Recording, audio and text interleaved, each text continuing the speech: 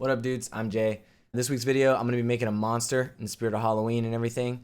Not just any monster, Frankenstein's monster, and not just Frankenstein's monster, Bernie Wrightson's Frankenstein monster, at least heavily inspired by the art that he did and his illustrated Frankenstein book. It's about to get scary.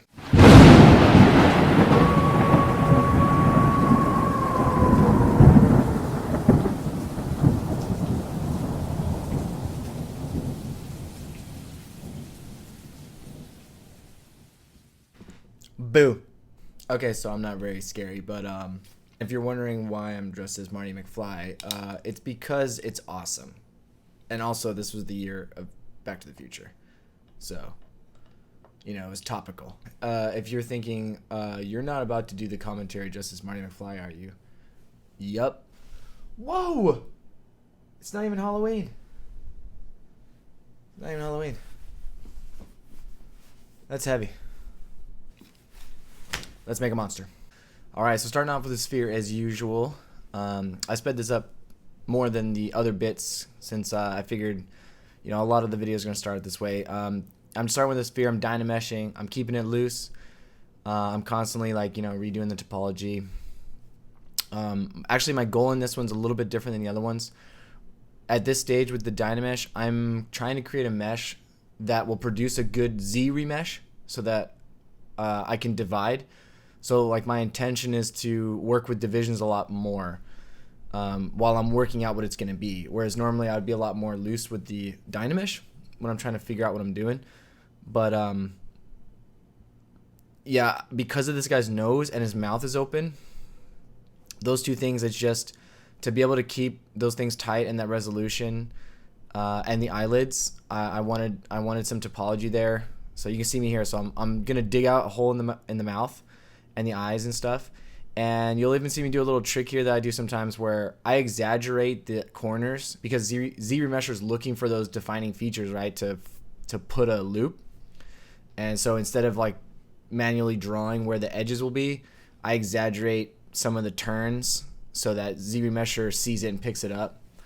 So yeah, right now I'm even testing it. Here I am putting the loops around the eyes with the, just like with damn standard brush, so that Zremesher goes, oh yeah, that's important, and so I can get more of a circle there. Anyways, it's kind of a way to control it.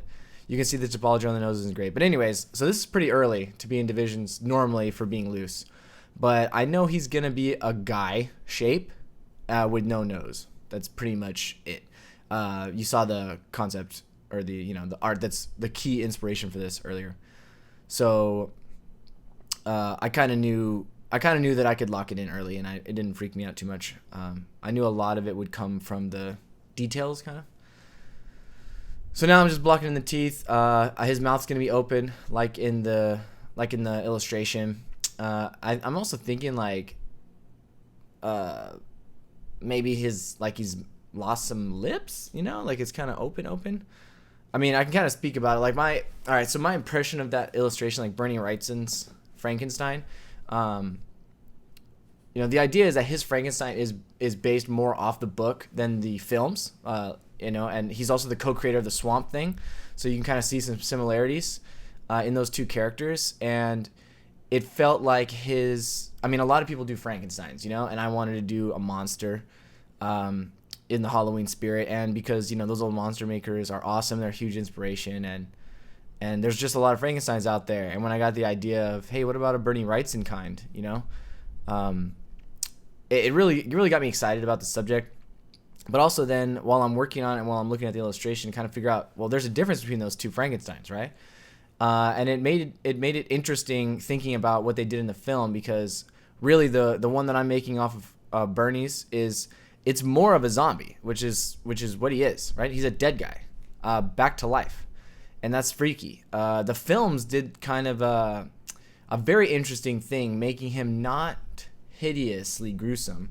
And by making him different colors, you kind of get the dead feel. Like, it doesn't look like Walking Dead, right? But this kind of has more of a Walking Dead feel, because Frankenstein's probably OG zombie, if you think about it. So anyways, yeah, I thought about that kind of a lot while I was working. I was thinking about zombies as inspiration, that like I'm kind of grounding it, I guess, at least more than the films ones. Like, there's no bolts in his neck. and all that. But I tried to kind of keep the stringy hair and the strength. I mean, I actually think that was the thing I regret about this piece the most, is I feel like I lost the strength that Bernie's creature did. Like, it was a strong Frankenstein monster. Anyways, I also sped up this teeth thing, but you can see I'm actually going to save this later too in just my tools so I can use this for more creatures, but there's no shortcut around this. I started with dynamesh to make the gums, and then I imported a sphere and made a tooth shape and duplicated it and moved it and duplicated it. The nice thing is you only have to do one side and mirror it, and then after you mirror it, then you can go over it and make it asymmetrical to make it look more natural. But I knew the teeth would be important, and there's no way around it. You'd have to make teeth, and I didn't have a set of teeth lying around, so I made one. And but anyways, it's cool that now I've got teeth, so I'll probably keep that around in my tools, so I don't have to make that again. At least I have something to start from. So yeah, I knew the teeth are going to be important, zombie stuff going to be important, and the other thing that was kind of a variable at this point is the hair. I think the hair, the long hair is a really cool, iconic thing in that Wrightson illustration too, or in his creatures. So yeah, while you see me sketching away here on the secondary forms too, I can tell you a little bit in case you didn't know. So Frankenstein was written by Mary Shelley, a girl who was 18 at the time, and then I think it was published when she was 20. But it's cool because it's kind of some people think of it as the earliest example of science fiction, because you know, the young scientist Victor Frankenstein made a decision to do an experiment with imaginary technology, and he brought something to life. And anyways, it's pretty cool. It's a cool character. Another thing about that, and both Frankensteins, Bernie's and the film, that I was aware of is it's scary. The actual character of the creature is scary when you see him. And as an idea, I mean, he's a dead guy that's alive. That's pretty freaky. But it's also a tragic figure. Like, he's sad. I mean, it's sad because he didn't choose to be brought back to life. People are scared of him. They want to kill him. He's kind of like an animal. Like, you just brought him into existence, and then now you're freaked out. You're going to kill him, and then he kind of, you know, acts like you would. So there's this sadness in the eyes that even the films and Bernie both do it with the eyelids and how they're and the kind of expression of the brow.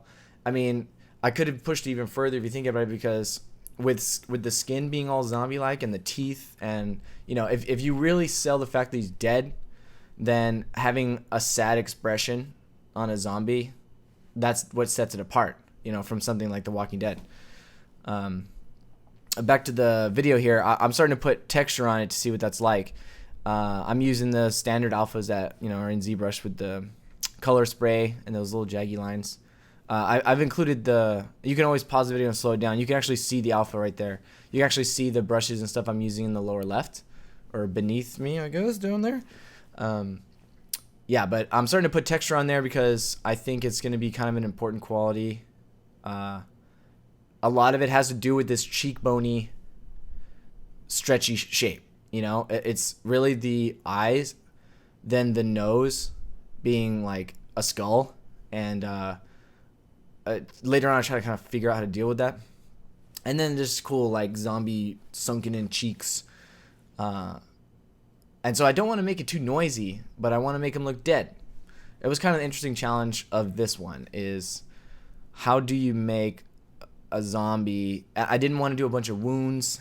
I didn't want it to be really bloody. I didn't want it to be too horror-ish. I tried to achieve the horror aspect with the lighting and stuff at the end. I wanted this to feel more like a creature that was kind of tragic, I guess. That was the goal. Here I'm making a snaggletooth because that's awesome. I'm always going to be touching the important parts. The teeth, nose, and eyes. I think I maybe even got asymmetry on the face already. I put that on a layer, though. No, I don't, it doesn't look like I have layers yet. But yeah, you can see me checking materials a lot, especially when I have that little fine detail on there. I want to see how the light moves around with the different shaders. And something I do later too when I'm expecting to render in Keyshot is why not? Here I'm pulling out this. This is inspired exactly from the illustration. I mean, not exactly, but it's directly inspired from the illustration. That there's some cross hatching that he did that looked like maybe stretched skin, and I kind of tried to put a little homage in there, at least with the shadows. Hopefully, kind of plays that way. You saw in the illustration that he did too, something that Bernie was trying to do with the illustrations for the book is make it look old itself, like an antique. The book itself is a nice book. Hold on a second.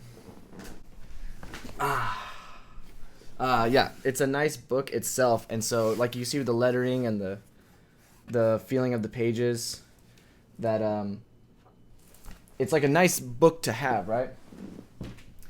And so one of his inspirations for the way that he achieved that look was by using steel engravings, like really old steel engravings as one of the main inspirations. And they used to do that for printing presses and stuff, that they would meticulously carve out the way, the drawing so they could dip it in ink and then press it on pages. So you can see in his illustration, it's all ink, and he's doing it with lines, really careful draftsmanship. And so a lot of what's on the creature is just hinted at, and so that was kind of fun for me to get to embellish a lot. Like I see the big things that are there, and then I know it's up to me to come up with, what does the skin look like? How does he not have a nose? What's that about? So it was cool. And all his work is super cool. I was fortunate enough to be able to attend a talk. That's where I was first kind of introduced to his work, at least the Frankenstein stuff. He did a talk at Cal State Fullerton, and about his influences from steel engravings and how fascinated he was. And then for years he didn't know. He thought that all those drawings were done by hand in pen, and he thought that's just how you did it. And I don't know, I think it's pretty cool. So you don't see that look very much, and it creates a really interesting illustration, that's for sure. And very macabre and gothic. And here comes some of that brow work. So using the dam standard with a pretty low setting, I'm trying to, in the actual illustration, the brows got a lot of detail, so I didn't want to clutter it up that much, but I wanted to have these pads of fat that swell up like it's scrunching together, like an inquisitive middle brow scrunch, like I'm sad. Here I'm trying out a technique. I'm stamping down an alpha that I got from the Lightbox in Zbrush. So I didn't download this either. And then inflating it around and washing it away a bit, just to see, does this produce an interesting result? It's more experimentation again. And I kind of found a rhythm. Like I kind of found a little technique to, if I put it on a morph target, so I could always wipe it out, and then or a layer so that also doesn't affect the underlying detail. And then I started stamping it down, inflating it, and then washing it out a bit, so that with smooth, so that it's just barely there. Anyways, it seemed to work pretty good. I'm always gonna have to go over at the end with the dam standard or something like that, so that I can by hand make creased edges, enunciate the things that are important, because you don't want it to be even, the detail or the secondary forms or anything, just because it's gonna be kind of buzzy.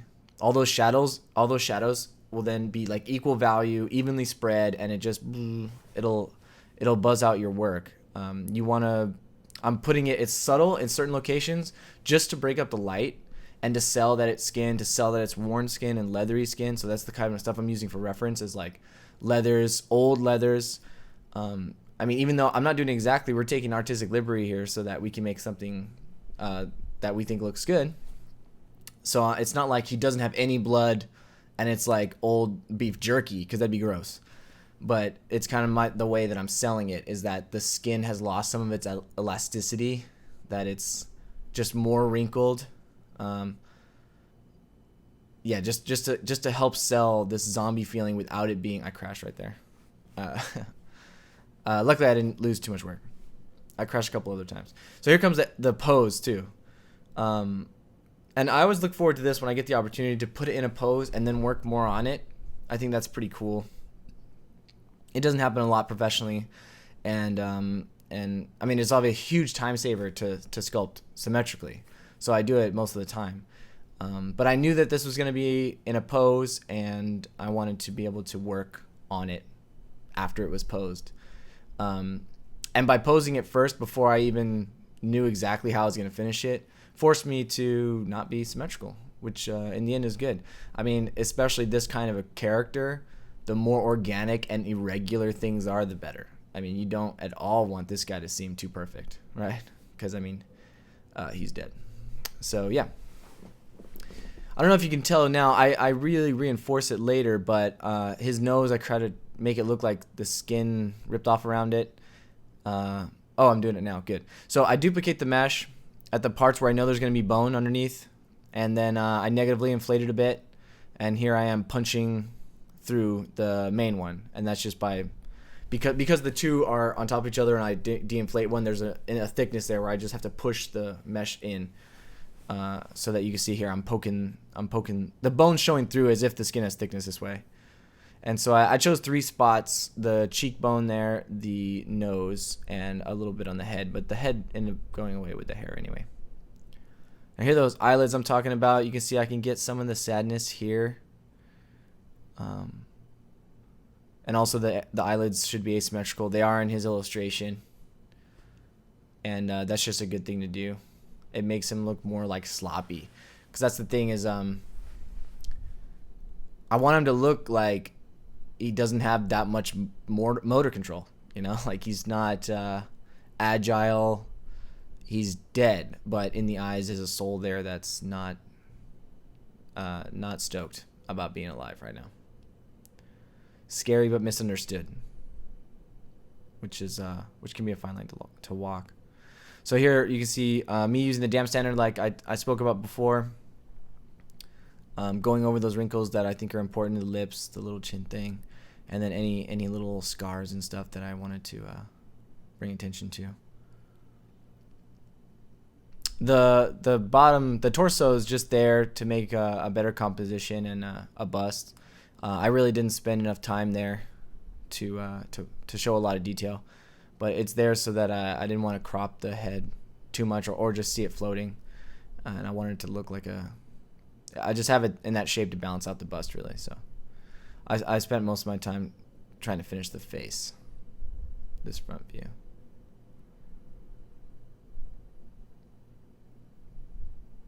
I also scattered some pores on there.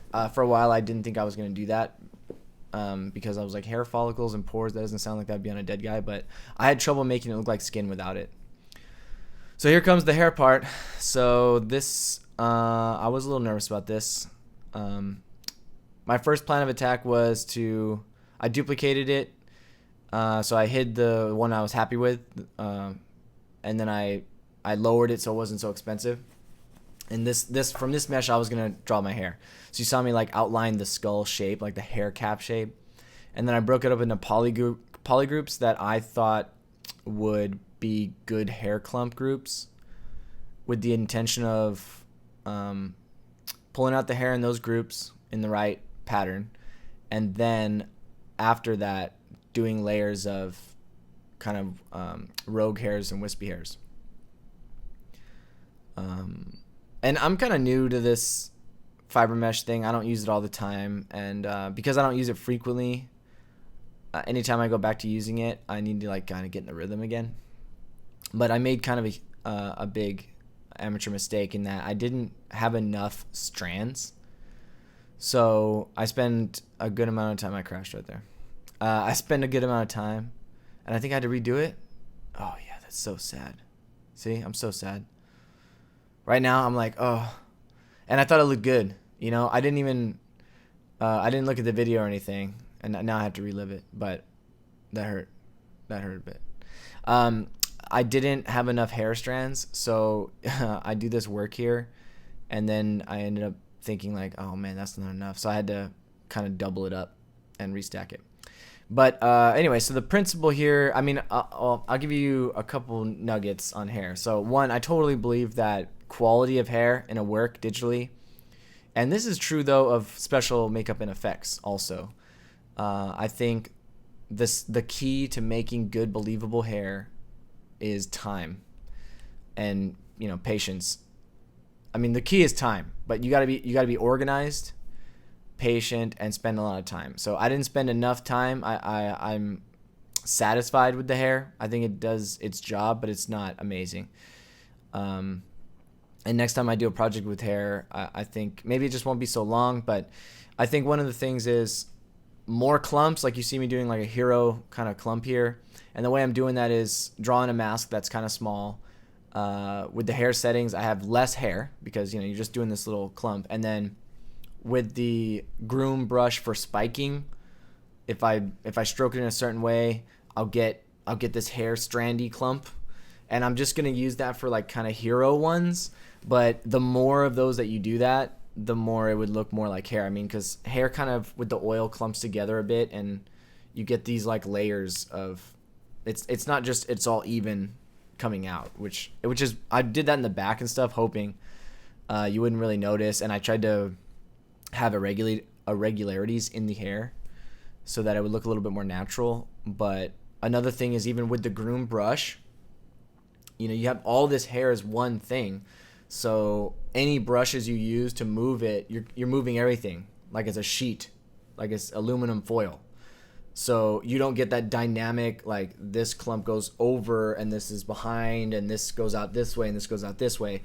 With that, you really just have to make more and more separate pieces that are all coming out in a similar direction, but not exactly the same.